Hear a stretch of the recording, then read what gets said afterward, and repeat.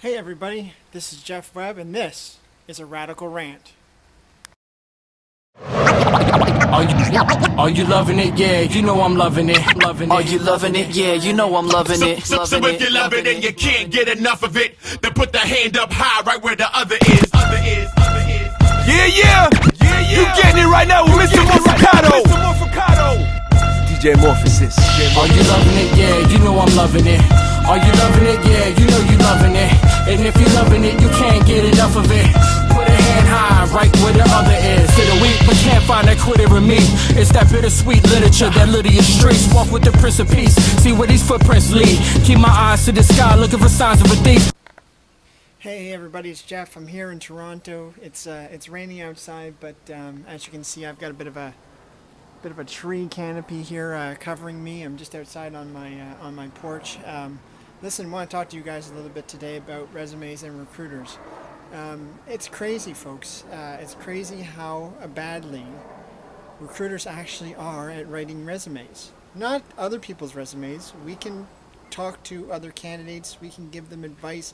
We can tell them what the best way to write the resume is, whether or not it should be chronicle functional, whatever hybrid it is that works best for that candidate. But I got to tell you, by and large, we suck at writing our own resumes.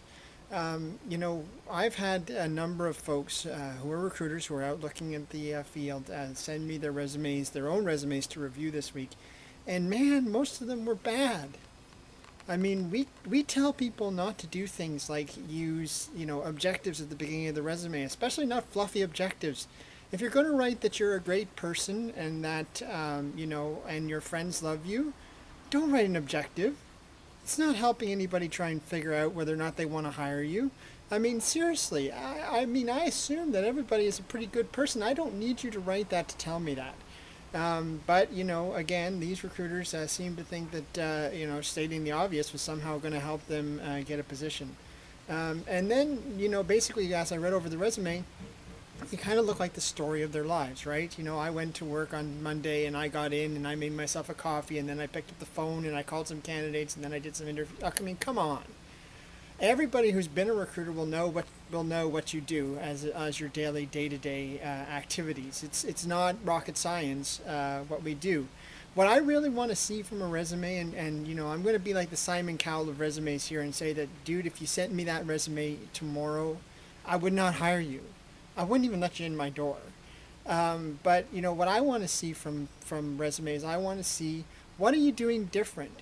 What makes you stand apart as a recruiter? Are you writing a blog for job seekers? Are you building social talent communities? Are you just really freaking good on the phone? Can you go into people's living rooms? Do you send them cupcakes? Yes, Animal, I just said it. Do you send them cupcakes? What is it that makes you stand apart from your competitors and there's a lot of recruiters out there looking for work. So tell me what it is that makes you different from everybody else. I want to know, were you accomplished? Did you hire the most amount of people in your office? Were you a top performer? If you weren't a top performer, what did you do differently that, made you stand apart from everybody else? Because, guys, these are hectic times out there, and I don't want anybody not to be successful in their job search. I want every recruiter I know to be employed because, the talent wars are coming back. They're coming back pretty strong. They're a bit different, as my friend Bill Borman likes to say. They are not a war on talent anymore. It's a war for somebody else's talent. So again, show me how you're going to get out there and find those people for me, get their attention, gain their trust, and bring them into the right opportunity, because that's what it's going to be all about, folks. It's going to be getting out there and talking to people and connecting with them in a really meaningful way, and then getting them to leave their current role and join another role, which is, it's going to be tough. It's not going to be easy.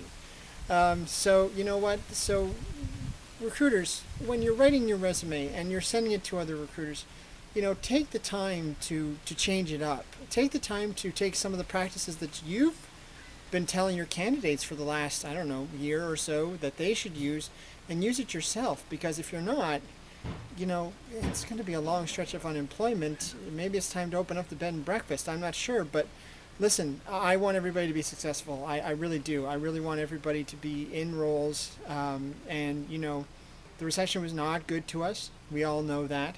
And it's time for us to to come back out in force, and show those clients that show those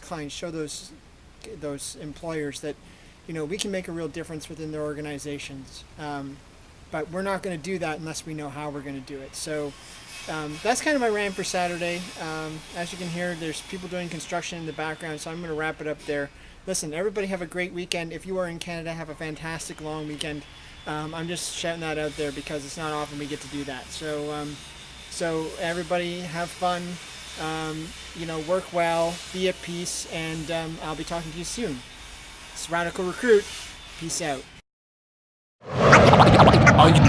Are you loving it? Yeah, you know I'm loving it. Are you loving it? Yeah, you know I'm loving it. So if you love it and you can't get enough of it, then put the hand up high right where the other is. Yeah. You getting it right now with Mr. Morficato. DJ Morphosis. Are you loving it? Yeah, you know I'm loving it. Are you loving it? Yeah, you know you loving it. And if you're loving it, you can't get enough of it. Put a hand high, right where the other is. To the weak, but can't find that quitter in me. It's that bittersweet literature, that Lydia streets. Walk with the Prince of Peace, see where these footprints lead. Keep my eyes to the sky, looking for signs of a thief. Breathe a sigh of relief, it ain't my time to leave. So many people's ain't safe, I ain't even raised my seat. The price